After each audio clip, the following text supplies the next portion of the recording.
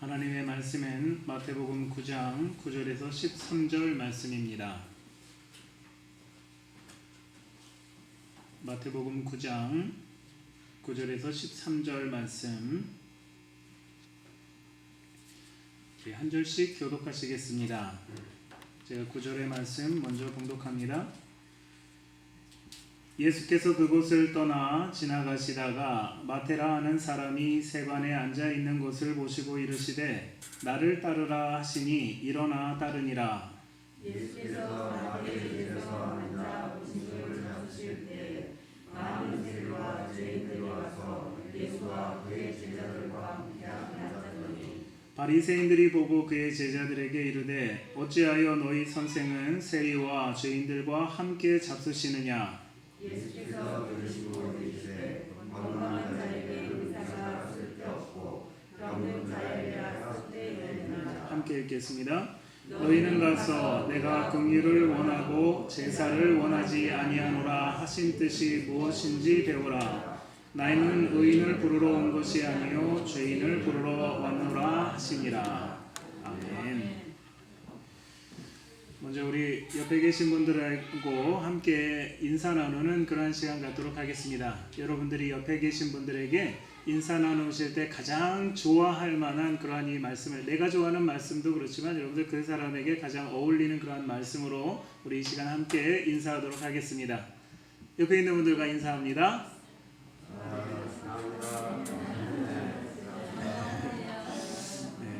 사랑합니다. 건강하십시오. 너무 좋은 그러한 이 말씀으로 서로 이렇게 인사 나눠주셔서 너무 감사드립니다. 여러분들, 우리가 신앙생활 하면서 여러분들의 관심은 여러분들 어디에 있을까요? 여러분들, 우리의 관심이 어디에 있느냐라는 것을 생각할 때 혹시 우리가 많은 것들에 관심을 가질 수 있지만 혹시 여러분들 날마다 삶 속에서 하나님이 나에게 원하시는 것은 무엇일까? 하나님이 나에게 무엇을 바라실까? 여러분들 이런 생각하시면서 우리 신앙생활 하고 있습니까? 만약에 하나님께서 나에게 무엇을 원하실까?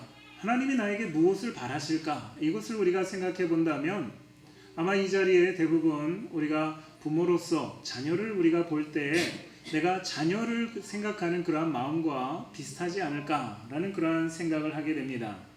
저도 자녀를 키우면서 자녀들에게 가끔 그런 질문을 합니다. 너는 무엇을 하고 싶으냐? 이런 질문을 가끔 하기는 합니다.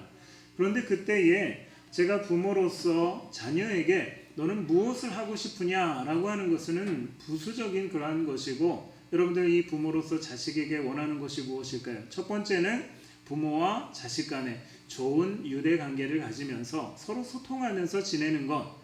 그리고 두 번째는 자기가 좋아하는 것, 내가 좋아하는 것이 아니라 자기가 좋아하는, 내 자녀가 좋아하는 그 일을 기쁘게 하는 것. 여러분들 이것을 저는 부모로서 제 자녀에게 원하고 바라는 그런 것이다 라고 그렇게 이야기할 수 있습니다.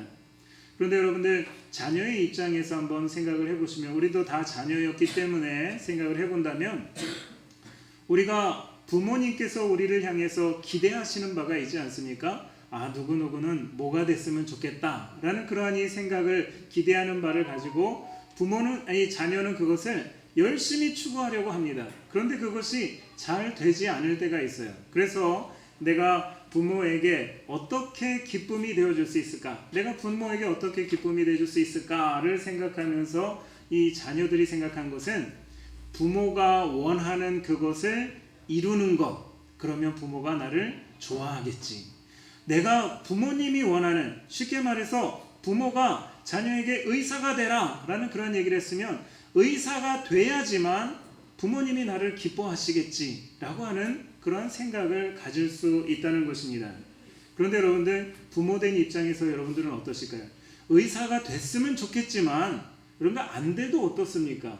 자기가 좋아하는 일, 기쁘게 그 일을 감당하고 있다면 여러분 부모 입장에서는 참 그게 행복하고 좋은 것 아니겠습니까?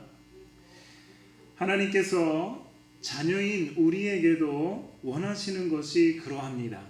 오늘 저와 여러분들, 우리에게도 하나님께서 원하시는 것이 먼저는 하나님과 우리가 바른 관계를 유지하는 것, 이것을 하나님께서는 가장 원하시고 그 다음에 우리 각자에게 주셨던 그 일들, 이것을 우리가 기쁘게 감당하는 것, 이것을 하나님께서는 우리에게 원하신다는 것입니다. 하나님은 자녀인 우리와 바른 관계를 회복하시기 위해서 하나님께서는 예수 그리스도, 하나님의 독생자이신 예수 그리스도를 우리 가운데 보내주셔서 주님을 통해서 바른 관계를 회복하게 하셨고, 비로소 그 바른 관계가 회복해진 그러한 사람, 그러한 자가 바로 자기가 좋아하는 일을 기쁘게 하는 제자의 모습인 것을 우리에게 말해주고 있습니다. 오늘 이 성경에서 하나님과의 바른 관계가 깨져 있던 한 사람이 등장합니다. 그는 자기가 하고 싶은 대로, 물론 자기가 하고 싶은 대로, 아니면 때로는 누가 그에게 강요해서 그러한 일을 할 수도 있지만, 하나님과의 관계가 깨어졌다가 이것이 회복되어져서 이제는 주님의 제자로서 기쁘게 그 사명을 감당하는 한 사람의 이야기가 바로 오늘 이 본문의 말씀입니다. 여러분들 9절 말씀을 한번 보겠습니다. 예수께서 그곳을 지나가시다가 라고 그렇게 말합니다. 여기서 이야기하는 그곳이라는 곳은 여러분들 가버나움을 이야기합니다. 마태는 여기서 그 지명을 언급하지 않았지만, 여러분들 지금 예수님께서 어디에서 이 사역을 하느냐? 가버나움에서 그 사역을 합니다. 그런데 여러분들 가버나움의 지리적인 위치는 갈릴리 호숫가 북서쪽에 있는 상업과 어업이 발달한 그러한 도시입니다. 어업이 발달했다는 것을 우리가 어떻게 알 수 있냐면, 여러분들 이 가버나움에서 예수님의 제자들 중에 여러분들 베드로, 안드레, 야고보, 요한, 빌립, 그리고 도마와 마태는 물론 어부는 아니었지만 이렇게 7명의 제자들을 모으신 그 자리가 가버나움이라는 그러한 곳입니다. 예수님의 12제자 중에 이렇게 7명이 이렇게 가버나움에서 대부분 그물을 던져서 고기를 낚는 어부들이었습니다. 여러분들 요한복음 21장에 보면 예수님께서 십자가에 죽으시고 실망한 제자들이 나는 이제 내 본업으로 난 고기 잡으러 가겠다 라고 해서 그렇게 나온 사람들이 몇 명의 이름이 나오는데, 몇 명은 이름이 나오고 몇 명은 나오지 않습니다. 여러분들 그런데 그 사람의 숫자를 세보면 요한복음 21장에서 몇 명이 나올까요? 7명의 사람이 나옵니다. 그런데 아마도 지금 말씀드린 것처럼 베드로, 안드레, 야고보, 요한, 빌립, 도마, 마태, 이 사람들 7명이 아니었을까라고 그렇게 생각할 수도 있습니다. 이 가버나움에는 여러분들 어업과 상업이 발달한 그러한 도시라고 그렇게 이야기했기 때문에 큰 도시입니다.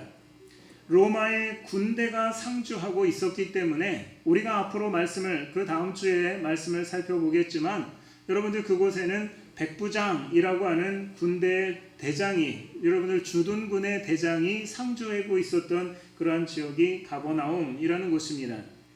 뿐만 아니라 상업이 발달해서 동서로 오고 가는 그러한 이 상인들이 많이 지나기 때문에 세금을 많이 거치는 그러한 지역이어서 여러분들 이곳에는 세관도 존재하고 있습니다. 여러분들 세관이 존재하려면 어디에 있어야 됩니까? 번창한 그러한 도시에 있어야 되지 않습니까? 이처럼 가버나움은 어찌 보면 예루살렘보다 더 번성한 그러한 지역이 가버나움이라고 이야기할 수 있습니다. 그리고 또 한 가지, 이 가버나움의 뜻은 나훔의 마을이라는 그런 뜻입니다. 나훔의 마을. 여러분들 나훔은 사람 이름이라는 거 우리가 다 잘 알 수 있습니다. 그런데 이 나훔이라고 하는 사람은 이 구약 성경에 나오는 나훔 선지자를 말하지는 않습니다. 그가 시대적인 것도 다르고 여러 가지 배경적인 것이 다르기 때문에 이 나훔 선지자라고 얘기할 수는 없지만, 아마도 나훔이라는 사람이 무엇인가 그곳에서 특별한 일이 있었기 때문에 아마 그곳의 지명을 나훔의 마을이라고 그렇게 지었을 터인데, 제가 아직 연구한 것이 부족해서 정확하게 그 의미는 잘 모르겠습니다. 아마 조금 더 연구해서 이 부분은 나중에 한번 우리가 말씀으로 한번 다룰 그럴 때가 있지 않을까 생각을 합니다. 이런 가버나움의 세관에는 마태가 앉아서 세금을 걷고 있는 것을 보시고 예수님께서 마태에게 나를 따르라 라고 그렇게 하셨습니다. 그랬더니 마태는 예수님에게 아무것도 묻지 않고 예수님을 따라 나섭니다. 예수님께서 나를 따르라 하신 것은 여러분들 그 의미를 우리가 한번 생각해 보면 잠시 나한테 좀 와봐라. 너 지금 세관에 앉아 있는데 잠시 나한테 한번 와봐라. 내가 너한테 무슨 좀 할 얘기가 있다 라고 해서 그를 잠시 부르신 것이 결코 아니었습니다. 예수님께서 그 세관에 앉아있는 마태에게 나를 따르라 하신 일은 지금 이 세관에 앉아있는 그 자리에서 그 일을 그만두고 이제 주님의 제자로서의 삶을 시작하라고 하는 여러분들 엄청난 중요한 그러한 말씀이었습니다. 마태는 이런 주님의 부르심에 그 자리에서 바로 일어나서 예수님의 제자로서의 삶을 시작하게 됩니다. 그런데 여러분들 오늘 이 본문 말씀에 마태가 예수님의 제자로서 첫 번째 한 일은 여러분들 공교롭게도 참 너무 은혜롭고 감사한 일인데 그 일이 무엇이냐면 예수님과 같이 밥 먹는 시간을 가졌다는 것입니다. 여러분 참 감사하지 않습니까? 제자로 부름을 받아서 너는 이제부터 어디에 가서 복음을 증거해라, 죽도록 충성하라 이런 말씀을 해주신 것이 아니라 예수님의 제자와 같이 밥 먹는 시간을 가졌다. 성경에 보면 근데 여러분들 여러 명의 그런 사람들이 있습니다. 삭개오에게도 예수님께서 처음 만났으니 너는 이 세상에 이렇게 살았으니 너는 앞으로 이렇게 하라 이런 얘기를 해주실 수도 있음에도 불구하고 삭개오와도 처음으로 밥 먹는 시간을 가지셨고 여러분들 밥 먹는 거를 즐겨 하시는 그러한 예수님입니다. 그래서 여러분들 바리새인들이 뭐라고 그랬을까요? 너희 선생은 먹기를 탐하는 자라고 그렇게 심지어 말할 만큼 예수님은 그 제자들과 또 사람들과 밥 먹기를 즐겨 하셨던 그런 주님이십니다. 그런데 마태는 그 자리에 자신의 동료 세리들과 또 바리새인들의 관점에서 죄인이라고 불리는 사람들을 초대합니다. 여러분들 내가 만약에 이 잔치를 베풀고 예수님을 영접하는 그런 자리라면 자기 자신을 조금 더 드러내 보일 수 있는 좋은 쉽게 말하면 좋은 위치를 가진 그런 사람들을 초대하는 것이 여러분들 더 좋은 모습 아닐까요? 내가 지금 예수님을 초대하면 지금 오늘 예수님이 나와 식사 자리를 한다면 이 동네에 최소한 이장을 좀 모셔오고 이장으로 좀 부족한다면 시의원도 좀 모셔오고 국회의원도 모셔오고 좀 능력이 된다면 시장도 모셔와서 같이 식사 자리를 했으면 더 좋았을 텐데 여러분 세리는 그렇게 하지 않습니다. 오히려 사람들에게 질치를 받는 세리들, 죄인이라고 하는 사람들을 여러분들 그 자리 예수님과 함께하는 그 자리에 초대해서 함께 밥을 먹습니다. 그런데 바리새인들이 그 모습을 보면서 예수님의 제자들에게 이렇게 말합니다. 어찌하여 너희 선생은 세리와 죄인들과 함께 밥을 먹느냐? 너희 선생은 어찌하여 세리와 죄인들과 함께 밥을 먹느냐? 그런데 이 말을 들었던 예수님의 제자들, 그 제자들은 이 바리새인들에게 아무 말 하지 못합니다. 그런데 예수님께서 그 말씀을 듣고 나서 그들에게 여러분들 말씀을 하십니다. 여러분들 바리새인들이 가지고 있는 생각은 무엇이었을까요? 자신들은 정결하기 위해서 나는 이 세상의 깨끗함을 유지하기 위해서 바리새인들은 세리들이나 죄인들이나 이런 사람들과는 나는 어울리지 않아. 난 그 사람들과 밥도 먹지 않고 어울리지도 않는 그런 사람이야. 나는 그래서 정결한 사람이야. 이런 생각을 가졌던 그 바리새인들에게 예수님께서 친히 대답하십니다. 건강한 자에게는 의사가 쓸데없고 병든 자에게라야 쓸데있느니라. 여러분 참 너무나도 명쾌한 그런 말씀 아닙니까? 그런데 여러분들 이 말씀은 이와 비슷한 말씀은 예수님이 이 이야기하시기 400년 전에 먼저 살다 간 디오게네스라고 하는 철학자가 한 말입니다. 이 비슷한 그런 말을 했는데 디오게네스는 이렇게 얘기합니다. 제 아무리 신통한 의원이라도 건강한 사람에게는 의술을 행할 수 없는 법이다. 참 좋은 그런 말 행하지 않았습니까? 이 디오게네스가 이런 이야기를 했다는 것을 아마 예수님이 알고서 옛날에 디오게네스가 이런 얘기를 했지 라고 해서 인용했을 수도 있고 아니면 아닐 수도 있습니다. 그러나 중요한 것은 무엇이냐면 아마 디오게네스라고 하는 사람이 이야기한 것은 그 이야기의 수준이 정말 우리가 살아가면서 건강한 사람에게 무슨 의사가 필요하느냐라고 한 그러한 정도든지, 아니면 철학적으로, 아니면 정신이 건강한 사람에게 무슨 의사가 필요하느냐라는 그러한 이야기를 했을 수는 있지만, 예수님께서 말씀하신 건강한 자에게는 의사가 쓸데없고, 거기에 덧붙여서 한 번 더 얘기합니다. 병든 자에게라야 쓸데있느니라. 이 말은 예수님께서 영적인 부분까지 오늘 우리에게 연결시켜서 우리에게 말씀해주고 있다는 것입니다. 여러분들, 이 본문에서 건강한 자, 이 사람을 다른 표현으로서 13절에도 이렇게 표현합니다. 의인이라고 표현하지 않습니까? 건강한 자는 의인이다 라고 그렇게 그것과 연결시켜서 우리에게 말해줍니다. 뿐만 아니라 이 13절에 의인이 행하고자 하는 것, 의인은 무엇을 행하고자 하느냐 라고 얘기할 때 그들은 제사 드리는 일, 이것을 중점적으로 행하는 사람들. 여러분들 한번 연결을 해보면, 건강한 자는 의인이요, 그 의인은 제사 드리는 일에 집중적으로 관심을 가지고 있는 그러한 사람들을 말합니다.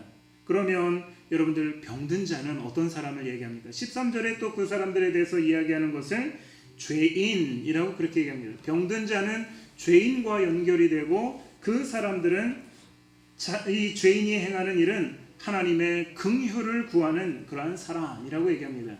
여러분들, 건강한 자는 바로 오늘 여기서 누구를 이야기할까요? 지금 이 잔치자리에 여러분들 와 있는 사람들의 구성원을 보면 예수님이 말씀하시는 건강한 자, 누구를 말합니까? 바리새인들을 이야기하는 겁니다. 바리새인들. 이 바리새인들을 빗대어 말하는 것이고, 병든 자는 누구를 이야기합니까? 세리와 죄인들을 빗대어서 말한 것입니다. 그러므로 예수님께서 건강한 자는 정말로 건강한 자를 말하는 것이 아니라 자기 스스로 자칭 나는 건강한 사람이요, 나는 의인이라고 이야기하는 그 사람들을 향해서 건강한 자라고 그렇게 말한 것이고, 여러분들, 죄인은 누구를 이야기한 것입니까? 여러분들, 죄인은 나 스스로 병든 자, 나는 죄인이라고 그렇게 생각하며 긍휼을 구하는 사람, 그 사람들에게 주님께서 하신 말씀이 오늘 이 본문의 말씀이라는 것입니다. 여러분들, 우리가 앞으로 살펴보겠지만 마태복음 10장 2절부터 4절에 보면 예수님의 12명의 제자의 이름이 쭉 언급이 됩니다. 여러분들, 한번 지금 넘겨서 보시면 참 재미있는 그런 이 구성이 있어요. 이 마태복음을 여러분들 누가 썼을까요? 마태가 썼습니다. 마태가 마태복음을 쓰면서 12명의 제자들의 이름을 나열하는데, 모든 제자들의 이름은 그냥 뭐 베드로, 안드레, 요한 뭐 이렇게 쓰는데, 여러분들 자기 이름은 뭐라고 썼을까요? 세리 마태라고 그렇게 씁니다. 여러분들, 여기 마태라는 이름이 중복된 것이 있을까요? 만약에 중복되었다면 이 사람 세리 마태고 어떤 사람은 어부 마태가 있다면 그렇게 쓸 수 있습니다. 그런데 이 마태가 마태복음을 쓰면서 자기가 쓰는 그 성경에 자기는 과거에 가졌던 자기의 직업, 이것을 거기다가 과감하게 써놓고 있습니다. 그런데 그것이 여러분들, 요즘 이 시대에 우리처럼 나는 세무사입니다, 이것으로 자랑하려고 쓴 걸까요? 요즘은 우리는 자랑할 수 있죠. 나는 세무사 아무개입니다, 이걸 자랑하려고 쓸 수 있지만, 당시의 유대인들에게 있어서 여러분들, 세리라고 하는 그 직업은 유대인들에게는 기생충과 같은 존재입니다. 기생충. 정말 꺼려하고 정말 혐오스러워하는 그러한 이름, 여러분들, 그것이 세리라고 하는 그러한 이름인데, 내가 지금 이 성경을 쓰면서 기록된 문서로 남기고자 하는데 여기다가 내 이름 앞에다가 세리라고 쓴다면, 지금 이 동네에서 가버나움에서 나를 아는 사람들은 저 인간 저 세리였어, 이렇게 얘기할 수 있지만, 앞으로 이 문서가 여러분들 이 가버나움뿐만 아니라 예루살렘과 온 열방에 퍼지면서 세상이 다 알게 되는데, 여러분들, 그때도 이 사람은 세리야 라는 것을 각인시켜주는 그런 말 아니겠습니까? 세리는 자신도 유대인으로서 당시 로마 제국에 붙여서 동족의 피를 빨아먹는 기생충과 같은 존재입니다. 여러분들, 우리나라에 빗대어서 이야기한다면 일본의 앞잡이 노릇하던 아무개라고 그렇게 표현한 것과 같습니다. 만약에 여러분들 지금 이 천안에서 어떤 사람이 일제시대 때에 일본의 앞잡이 노릇을 하면서 정말 이 극악무도한 그러한 사람이 있었다. 그러면 여러분들 그 사람이 일제시대가 딱 종료하고 나서 이 동네에 살 수 있을까요? 없을까요? 아마 못 살지 않을까요? 그렇게 사람들 괴롭히고 뭐 그렇게 죽이기까지 했다면 아마 이 동네를 떠나서 살 겁니다. 그러면 가까운 동네에 가서 살까요? 먼 동네에 가서 살까요? 아마 당연히 먼 동네에 숨어서 그렇게 살 수 있습니다. 아마 이 동네에서 천안여기 목천에서 일제의 앞잡이를 하던 사람이 여러분들 일제시대가 끝나고 나서 부산에 갔습니다. 멀리 가서 도망가서 살려고 부산에 갔습니다. 그런데 사람들이 궁금하잖아요. 당신은 어디서 살다 왔습니까? 당연히 궁금해서 묻습니다. 그러면 그 사람이 자기 자신을 소개할 때 나 저기 그냥 중부지방에서 왔습니다. 그렇게 얘기할 수도 있는데 만약에 오늘 이 마태와 같은 사람이면 나는 천안에서 일제 앞잡이 노릇하던 사람입니다. 라고 해서 그 부산에 가서 그 얘기를 탁 던진 겁니다. 그러면 어떻게 될까요? 사람들이 앞잡이 노릇 훌륭하게 하셨습니다. 받아줍니까? 매 맞지 않으면 다행이죠. 매 맞거나 죽임당하지 않으면 다행인 그러한 일들을 오늘 이 마태는 그냥 스스럼 없이가 아니라 그러면 결단하고 이 자기 자신을 이 세리였다는 것을 그렇게 드러냅니다. 마태는 왜 자기 자신을 이렇게 드러낼 수 있었느냐? 오늘 여러분들 이 성경에서도 마태는 자기 자신을 그대로 드러내는 그러한 모습이 있습니다. 왜 자기 자신이 이 세리였다는 것, 왜 자기 자신이 죄인인 줄 이 죄인이라는 걸 드러냈습니까? 내가 죄인이라는 것을 내가 알고 있기 때문에, 자기가 죄인이라는 것을 알고 있기 때문에 그는 그 죄인이라는 것을 여러분들 사람들에게 스스럼 없이 드러내는 그러한 사람이었습니다. 그렇기 때문에 여러분들 오늘 이 본문 11절에서 바리새인들이 그렇게 말합니다. 세리와 죄인을 하나로 묶어서 어찌하여 너희 선생은 세리와 죄인들과 함께 밥을 먹느냐? 라고 그렇게 이야기할 때 이 집 주인이 누굽니까? 오늘 성경에 분명히 이야기합니다. 이 집 주인, 지금 여기서 모든 잔치를 베풀고 이 모든 일을 행하는 그 주인이 누굽니까? 마태 아닙니까? 야, 너 그 바리새인 당장 나가! 할 수 있는 사람이 마태입니다. 아니, 네가 우리 집에서 내 밥을 먹으면서 나를 보고 죄인이라고 얘기할 수 있어? 여러분들 그렇게 얘기할 수 있잖아요. 화낼 수 있습니다. 분노할 수 있습니다. 근데 마태는 어떻게 했을까요? 한마디도 하지 않습니다. 자기를 향해서 죄인이다 라고 그렇게 지목하고 있는 그 바리새인들을 향해서 내 집에서 그 이야기하는 그들에게 밥을 주고 있는 내가 그에게 아무 말 하지 않습니다. 왜 그럴까요? 내가 죄인인 것을 알고 있기 때문에 화내지 않습니다. 그런데 여러분들 우리가 한번 잠시 생각을 돌이켜서 생각해 보면 죄인인 사람에게 죄인이라고 얘기했을 때 그것을 인정하는 사람은 오늘 이 마태처럼 화내지 않습니다. 결코 그것에 대해서 분노하지 않습니다. 그런데 그것을 인정하지 않는 사람은 여러분들 어떨까요? 부부싸움 많이 해보셨잖아요. 당신이 이렇게 했잖아. 인정하지 않으면 어떻게 됩니까? 그때부터는 싸움이 크게 일어납니다. 내가 언제 그랬냐 라고 해서 싸움이 인정하지 않으면, 자기 죄를 인정하지 않으면 여러분들 이 사람의 소리가 커지고 싸움이 커집니다. 성경에서도 자기 죄를 인정하지 않는 그러한 사람이 있었습니다. 누굴까요? 사울 왕입니다. 분명히 그가 블레셋과의 전쟁에서, 아멜렉과의 전쟁에서 그는 하지 말아야 할 그 일들을 했을 때 나중에 사무엘이 와서 그에게 그 죄를 지적합니다. 이것은 하나님 앞에 죄다 라고 그렇게 지적했을 때 이 사울은 그것을 인정하지 않습니다. 어떻게 할까요? 변명합니다. 당신이 늦게 와서 이 전쟁에서 군사들이 지금 막 도망가고 있어서 전쟁에서 군인들이 지금 두려워하고 있기 때문에 나는 어쩔 수 없이 이 제사를 나는 드렸습니다. 변명하고 그렇게 합니다. 여러분들 그 다음부터의 이 사울이 행하는 것이 무엇입니까? 자기 죄를 지목했던, 자기 죄를 이렇게 이야기했던 그 사무엘을 꼼짝없이 가두어 놓습니다. 다른 데 어디 가지 못하게.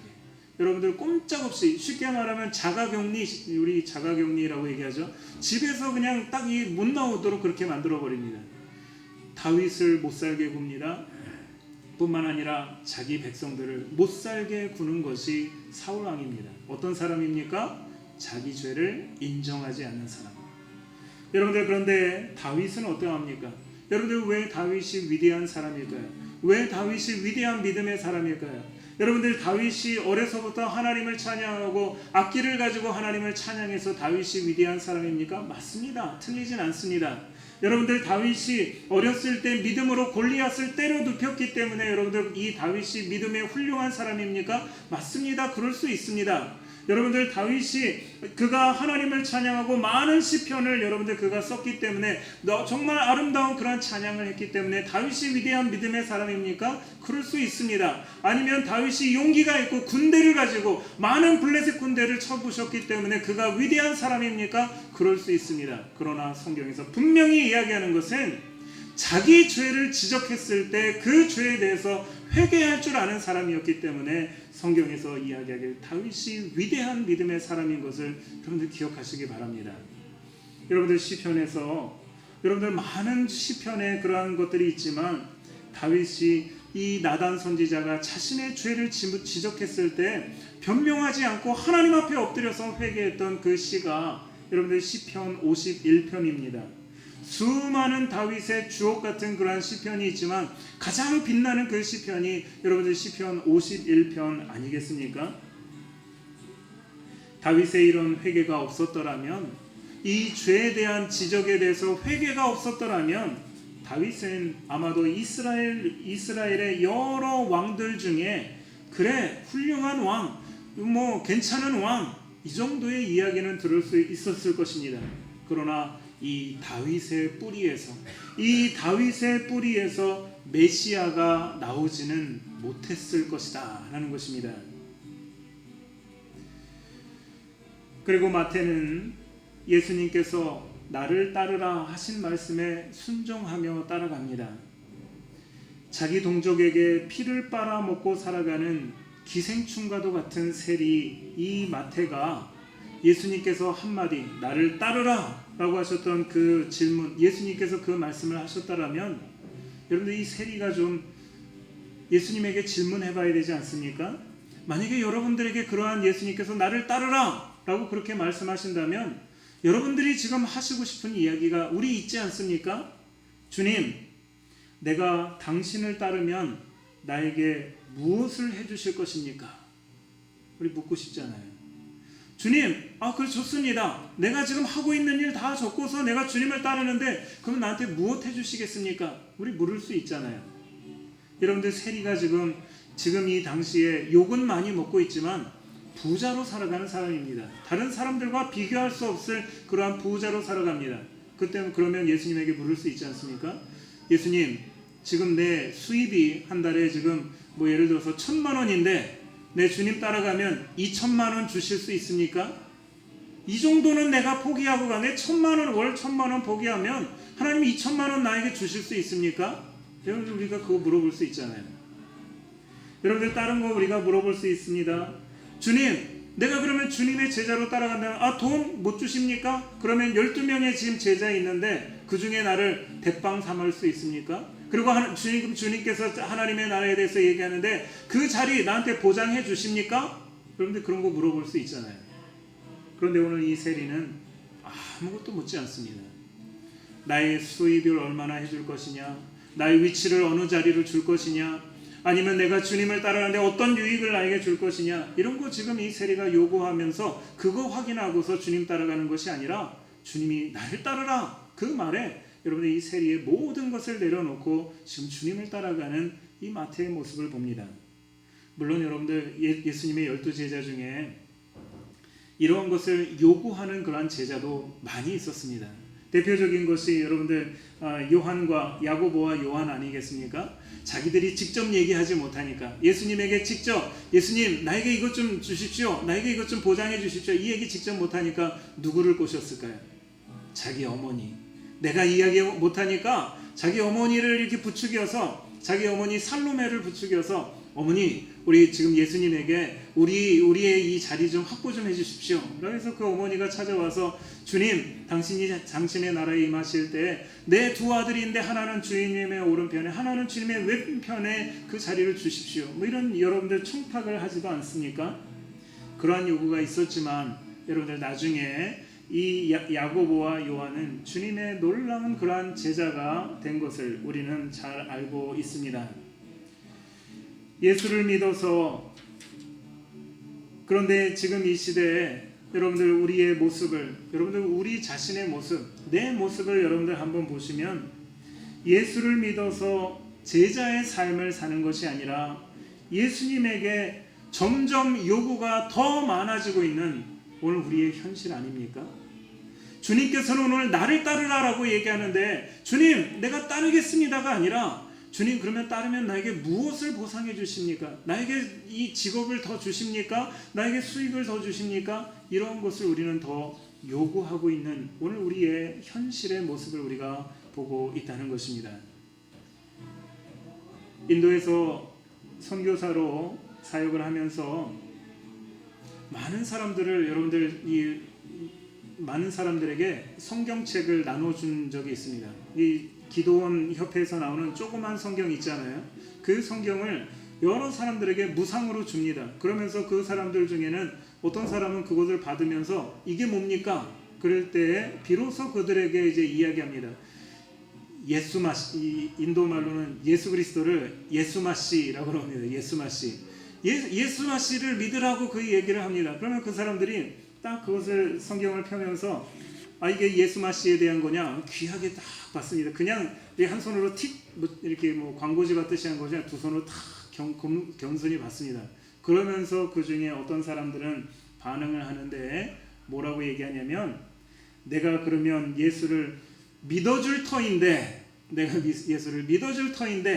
나에게 무엇을 해주겠습니까? 라고 그렇게 묻습니다. 아니 예수 믿었으면 됐지 뭘 우리가 당신한테 해줄 것이 있느냐 라고 그렇게 물어보면 그 사람들 중에 몇몇 사람이 이렇게 얘기합니다. 나는 지금 집이 없어서 나는 이 집을 지금 구해야 되는데 집이 없으니까 내가 예수 믿어줄 테니까 나한테 집 하나 주시겠습니까? 그런 얘기를 해요. 근데 어떤 사람은 또 이렇게 합니다. 내가 예수 믿어줄 테니까 오토바이 하나 사줄 수 있느냐? 내가 지금 예수 믿어줄 테니까 나에게 생활비, 매달 생활비를 얼마 줄 수 있느냐? 라고 묻습니다. 여러분들 이 얘기 들었을 때 어떠십니까? 여러분들 그럴 수 있구나 그렇게 생각하십니까? 아니면 황당하십니까? 저는 사실 황당했어요. 선교사로서 여러분들 그 사람들의 그러한 요구 아니 뻔뻔해도 어쩜 저렇게 뻔뻔할 수 있을까? 내가 저 사람의 영혼 구원을 위해서 예수 그리스도를 증거하는데 저 사람이 나에게 요구하는 거 내가 예수 믿어줄 테니까 나에게 집 줄 수 있느냐? 오토바이 줄 수 있느냐? 내 생활비 내줄 수 있느냐? 그렇게 말합니다. 심지어 여러분들 사역자라고 하는 그 사람들 중에도 그런 사람이 있습니다. 사역자로 일하면서 자신의 직장을 가지고 일을 하면 한 달에 얼마를 벌 수 있는데 자기는 지금 이 사역을 하느라고 수입이 없다고 투덜거리면서 선교사들에게 쉽게 말하면 돈을 뜯으며 살아가는 그러한 사역자도 있습니다. 여러분들 그래서 그 사역자에게는 저희가 정중하게 몇 번을 얘기했습니다. 너는 사역을 하지 마. 그만두고 직장을 얻어. 그래서 참된 그리스도인으로 좀 살아가 봐라 라고 얘기합니다. 어떻게 됐을까요? 절대 그러지 않습니다. 제가 선교사로 사역하던 2013년에도 그러지 못했고 지금까지도 그는 역시나 선교사들 옆에서 내가 직장을 얻으면 얼마의 수입을 버는데 내가 이거 포기하고 지금 하나님 나라를 위해서 이렇게 수고한다 라고 얘기하지만 사실 그러지 않고 선교사의 뒷돈을 요구하며 살아가는 그런 사람들이 이 사람들이 많이 있습니다. 여러분들 제가 이 시간에 여러분들 이 안에 있는 최소한 저와 여러분들 우리는 안 그럴 줄 압니다. 안 그럴 줄 믿습니다. 예수 믿어서 여러분들 예수 믿는 것이 내 요구 내가 이런 것 하고 싶고 이런 것 얻고 싶고 이러한 것들을 만족시키는 것이 아니라 예수 믿어서 죽을 영혼 살려주신 것만으로도 우리는 주님께 기뻐하며 감사하는 자가 되어야 할 줄 압니다.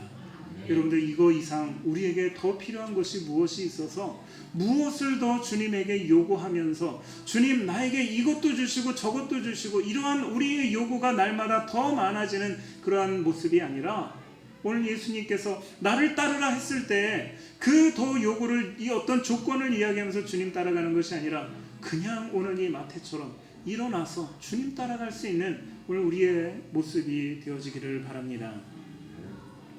예수님이 어떤 사람을 제자로 부르십니까? 자신이 죄인임을 인정하는 사람입니다. 마태는 예수님에게 자신이 죄인임을 인정하는 말은 하지 않았지만 여러분들 베드로는 예수님이 그를 부르실 때 우리가 잘 아는 것처럼 주여 나를 떠나소서 나는 죄인이로소이다 라고 주님 앞에 엎드려 고백합니다. 주님께서 나를 따르라 라고 이야기하는데 그 앞에서 나는 죄인입니다 라는 그런 고백을 합니다. 그때 예수님께서 베드로에게 하신 말씀이 예수께서 시몬에게 이르시되 무서워하지 말라 이제 후로는 내가 사람을 취하리라 내가 너를 사람을 낚는 어부가 되게 하리라 라는 그러한 이야기를 합니다. 자칭 의인이요 건강한 자라는 바리새인들을 향해서 여러분들 마태복음부터 요한복음까지 한번 우리가 샅샅이 한번 찾아보시기 바랍니다. 바리새인들을 향해서 자칭 의로운 자, 자칭 건강한 자들을 향해서 예수님께서 내 제자가 되라 말씀하신 적이 있습니까? 그들을 향해서는 예수님 한 번도 부르시지 않습니다. 내가 예수 믿어서 하나님의 기쁨이 되려는 것이 아니라 예수를 믿어서 내 요구를 채우려고 한다면 오늘 이 순간부터 여러분들 돌이키시기를 바랍니다. 내가 주님을 믿어서 주님의 기쁨, 하나님의 기쁨이 되려는 그러한 우리의 순수한 마음이 아니라 난 예수 좀 믿어봐서 내가 좀 뭔가 좀 내 삶에 윤택하여주고 내 삶이 좀 평탄해지고 그러는 것을 여러분들 요구하신다면 오늘 이 순간부터는 그래도 우리의 삶을 돌이키시기 바랍니다. 주님은 이런 우리의 요구를 채우시지 않습니다. 여러분들 결코 주님은 여러분들의 이러한 요구를 채우시지 않습니다. 주님은 우리의 요구를 채우는 우상이 아닙니다. 주님은 제자의 필요를 채우는, 잘 들으시기 바랍니다. 주님은 제자의 필요를 채우는 살아계신 하나님입니다. 여러분들 우리가 성경에 야곱이라는 사람이 있는데 야곱의 일생에 혁명과도 같은 그러한 사건이 한번 나옵니다. 그것이 무엇이냐면 여러분들 야곱을 우리가 잘 아는 것처럼 야곱은 손익계산이 빠른 사람 아닙니까? 뭔가 딱 이 계산되는 순간에는 다른 어떤 사람들보다 훨씬 계산하는 그러한 여러분들 이거 속도가 빠른 손익계산이 빠른 그러한 사람입니다. 그래서 여러분들 야복강을 건너기 전에 행한 일을 여러분들 보면 자신의 가족과 재산을 여러 개의 무리로 나눕니다. 여러 개의 무리로 나눠서 자기 앞으로 해서 이렇게 보냅니다. 그러면서 맨 나중에 이 야곱이 자기가 맨 나중에 갑니다. 그러면서 심지어는 이 야복강을 건널 때 다른 모든 사람들이 건너고서 오는 그 밤에 이 재산과 다른 가족은 저 강 건너편 건너가서 오늘 거기서 자고 나도 여기서 당연히 건너가야 되는 거 아닙니까? 다 이렇게 건너온 다음에 자기도 가야 되는데 자기는 그 밤에 거기 그 강을 건너지 않습니다. 왜 안 건넜을까요? 혹시나 이 밤에 자기 형 에서가 와서 이들을 치면 멀리서 보고 형이 와서 지금 치는구나. 뭐 하려고요? 도망가려고. 비겁한 사람이 여러분들 야곱입니다. 그런데 여러분들 우리가 이 사건은 여러분들 창세기 32장에 이런 이 비겁한 모습의 이 야곱이 나옵니다. 그런데 바로 다음 장 33장에 갔는데 야복강을 건넌 후 이 야곱이 야복강을 건너자마자 그 삶에 너무 우리가 기대하지 못했던 혁명적인 그런 사건이 일어나는데 여러분들 역시나 자신의 재산과 가족을 여러 개의 무리별로 나눕니다.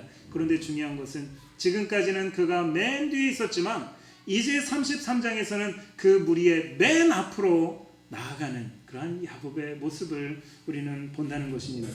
여러분들 그렇다면 그 지난 밤에 무슨 일이 있었길래 도대체 무슨 일이 있었길래 이 야곱이 도망갈 궁리만 하던 비겁한 야곱이 무리의 맨 앞으로 나오게 된 것입니까? 우리가 잘 아는 것처럼 그 야곱 나루에서 밤새도록 하나님의 천사와 씨름하고, 여러분들 그러할 때 새벽의 천사가 야곱에게 묻습니다. 내 이름이 무엇이냐? 야곱은 그의 평생의 소원이 형 에서의 장자권 하나 얻는 것, 이것에 목숨을 걸고 살아왔는데 그것을 위해서 형에게 장자권을 팥죽 한 그릇에 샀습니다. 그냥 이렇게 그냥 얻은 것이 아니라 형도 분명히 에서도 이야기하는 것처럼 여러분들 그것을 팔아서 샀습니다. 그리고 또 하나 자기 아버지 이삭의 눈을 속여서 여러분들 그 장자의 축복도 그가 다 받아서 빼앗았습니다. 그렇다면 오늘 이 밤에 아무도 모르는 사람이 내 이름이 무엇이냐? 라고 물을 때 이 야곱이 뭐라고 대답해야 됩니까? 나는 이삭의 장자 에서입니다. 이렇게 이야기하는 것이 맞지 않아요? 그런데 오늘 야곱은 거기에 대해서 자기가 이렇게 얘기합니다. 나는 야곱이니이다. 나는 야곱입니다. 여러분들 이 말의 뜻, 나는 야곱입니다 라고 하는 그 말의 뜻은 나는 속이는 자입니다. 나는 거짓말하는 자입니다. 나는 이 다른 사람들을 해하고 살아온 나는 죄인입니다 라는 의미가 포함되어져 있는 말, 이것이 나는 야곱입니다 라고 하는 그러한 이름입니다. 그런데 여러분들 이 야곱이라고 하는 그 고백하는 그를 향해서 이 천사가 여러분들 해준 것이 무엇이냐면 너는 이제 더 이상 야곱이라 하지 아니하고 너의 이름을 이스라엘이라 하겠다 라고 그렇게 말합니다. 야곱의 비겁한 이름, 교활하고 자기 이익을 챙기는 그러한 모든 재산과 가족을 지난밤에 야복강으로 건너게 했고 자신은 도망갈 길을 찾고 있는 그러한 비겁한 야곱의 그 이름을 이제는 사용하지 말고 너는 이스라엘의 이름을 가진 그러한 자로 살아라 라는 것입니다. 강을 건너고 나서 더 이상 어제의 야곱이 아닌 오늘 이스라엘의 삶을 살아가는 그 야곱은 그 무리들 맨 앞으로 나아가서 당당하게 담대하게 여러분들 그렇게 나아가는 모습을 봅니다. 비록 자기 형이 군대를 이끌고 왔을 때 여러분들 뒤로 가서 숨지 않습니다. 그 형 앞에 7번 엎드려 절하면서 형 앞에 나가서 당당하게 담대하게 맞서는 그러한 이 야곱, 이스라엘이 된 야곱의 모습을 봅니다. 이처럼 자신의 죄를 근본적으로 회개하는 사람, 자기가 죄인임을 인정하는 자에게는 담대함이 생깁니다. 여러분들 우리 담대한 믿음 강구하지 않습니까? 그 담대한 믿음은 여러분들 내 담대해야지, 그래야지, 그래서 생기는 것이 아니라 내 죄를 드러내놓고 고백하는 사람에게는 담대함이 생기는 겁니다. 아니 내 죄를 드러냈는데 숨길 게 뭐가 더 있습니까? 아니 내 모습 빨갛게 다 드러냈는데 여러분들 숨길 게 뭐가 있어요? 부끄러운 게 없는 거예요. 여러분들 그렇기 때문에 자기 죄를 고백한 사람은 담대하게 됩니다. 그러나 자기 죄를 점점 숨기는 사람은 점점 움츠려들고 신앙으로서 우리가 잘하지 못하는 그런 모습을 봅니다. 야곱이 여러분들 자기 형 에서의 장자권을 빼앗고 아버지를 속일 때 이 야곱은 어머니 리브가의 치마폭에 숨어서 여러분들 어머니가 이렇게 해라 그 말을 따라서 이렇게 여러분들 외삼촌 라반의 집으로 도망가지 않았습니까? 여러분들 외삼촌 라반의 집에서 자기가 좋아하는 라헬의 그러한 지시에 따라서 라헬이 이렇게 하라 그러면 이렇게 하고 오늘 밤은 그 언니 레아의 집에 들어가라 그러면 들어가고 그 라헬의 치마폭에 쌓여서 라헬이 이렇게 하라면 이렇게 하고 저렇게 하면 저렇게 하고 어렸을 때는 어머니 이 리브가의 치마폭에 쌓여서 그렇게 숨어서 지나던 그러한 이 야곱이 나이가 들어서는 자기 아내의 치마폭에 쌓여서 그렇게 살아가던 그러한 이 여러분들 야곱 아닙니까? 그런데 오늘 이 야복강에서 이스라엘이라는 이름을 가진 그러한 이 야곱은 더 이상 라헬의 치마폭에 쌓여서 숨어 지내는 그러한 야곱이 아니라 당당하게 담대하게 앞으로 나아가는 그러한 모습을 보게 되는 것입니다. 예수님은 죄인인 마태를 부르셨고 변화되어 예수님의 제자가 되게 하셨습니다. 예수님은 이 땅에 죄인을 부르러 오셨고 죄인을 변화시켜서 예수님의 제자로 삼으십니다. 그러나 자신이 죄인이라는 것을 인정하지 않는 바리새인들은 단 한 명도 예수님의 제자가 되지 못했습니다. 그들은 의인이라는 치마폭 뒤에 숨었기 때문에 나는 죄인들과 같이 밥 먹지 않아 라고 하는 그 의인의 치마폭 뒤에 숨었기 때문에 담대함이 없는 그러한 모습이었습니다.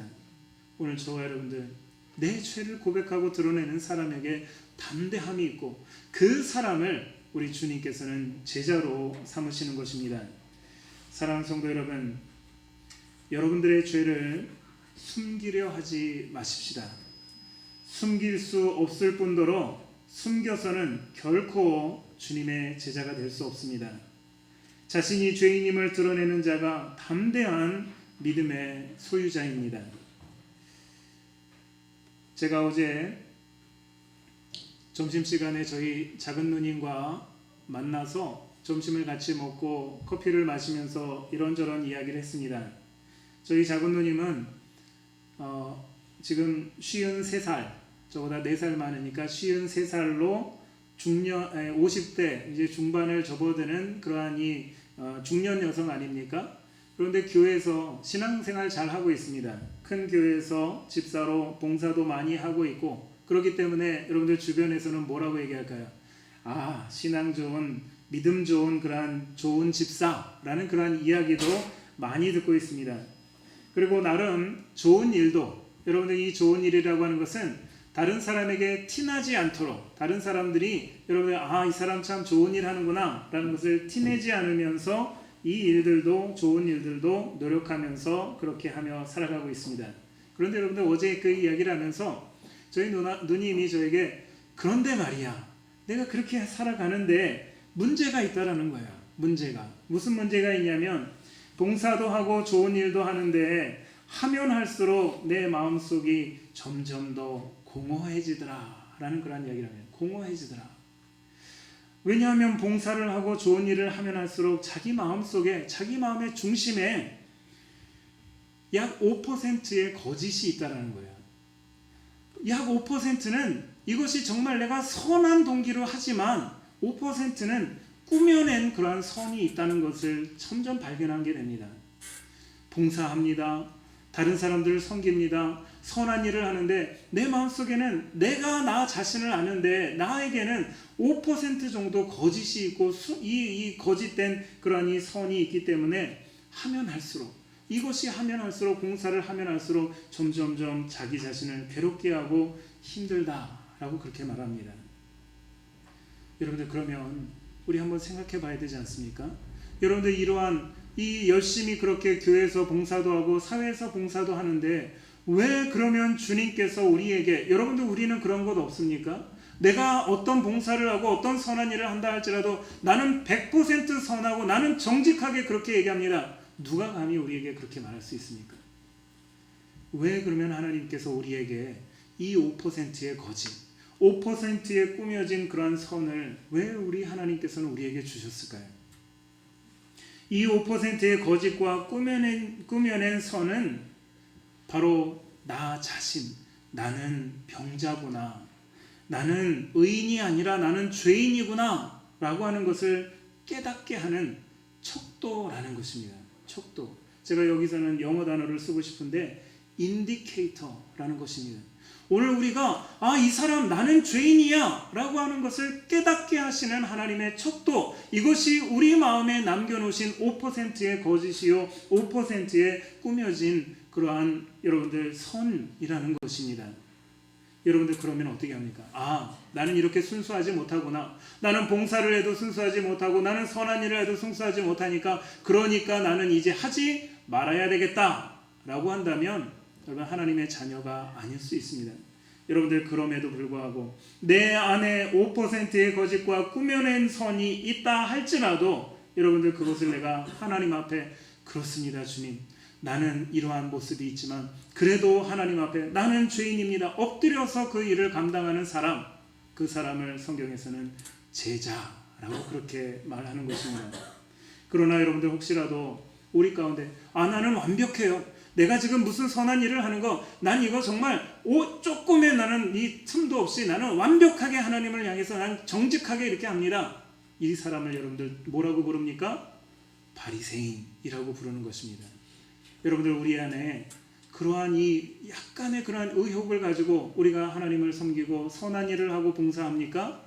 그것 가지고 그래서 나는 하나님 앞에 못하겠습니다가 아니라 그럼에도 불구하고 나를 사용해 주시는 하나님 앞에 나는 죄인입니다 고백하는 나아가는 자, 그 사람을 제자라고 이야기하는 것이고, 나는 그런 것에 대해서 무시하면서 이것을 외면하면서 있지도 않다고 나에게는 그런 것 전혀 없다고 이야기하는 그 사람을 향해서 성경은 분명히 바리새인이라고 이야기하는 것입니다. 오늘 저와 여러분들 우리 모두는 주님의 제자가 되어지시기를 주님의 이름으로 축원합니다. 기도하시겠습니다. 죄인을 부르러 오신 예수님 감사합니다. 오늘 우리는 하나님의 이름으로 우리 주님의 이름으로 내가 선한 일을 한다 할지라도 내 안에는 하나님 들여다보면 참 죄 가운데 우리가 행하고 있는 것이 참 많습니다. 너무나도 부끄러워서 남들에게 스스로 고백하지도 못하는 그러한 이 부끄러움이 우리에게 많이 있습니다. 그래서 우리가 괴로울 때도 있고, 하나님, 내가 이거 그래서 하지 말아야 되는 것인가? 이 선한 일을 내가 하지 말아야 되는 것인가? 이러한 갈등 가운데 우리가 살아가기도 합니다. 그러나 아버지 하나님, 오늘 우리에게 그러한 마음, 우리 안에 5%의 거짓과 또한 우리 안에 5%의 그러한 이 거짓된 그러한 선을 우리에게 남겨놓으신 것은 오늘 우리가 날마다 죄인임을 고백하며 하나님 앞에 제자의 삶을 살아가기를 원하시는 하나님의 은혜인 것을 이 시간 고백합니다. 아버지 하나님, 이것을 우리가 외면하거나 무시하거나 우리가 없다고 그렇게 주장하는 바리새인 되지 않게 하시고, 오늘 우리가 더욱더 하나님 앞에 매진하여 엎드려 기도하는 그러한 제자의 삶을 살아갈 수 있도록 인도하여 주시옵소서. 모든 말씀 우리 주 예수 그리스도 이름으로 간절히 기도하옵나이다. 아멘.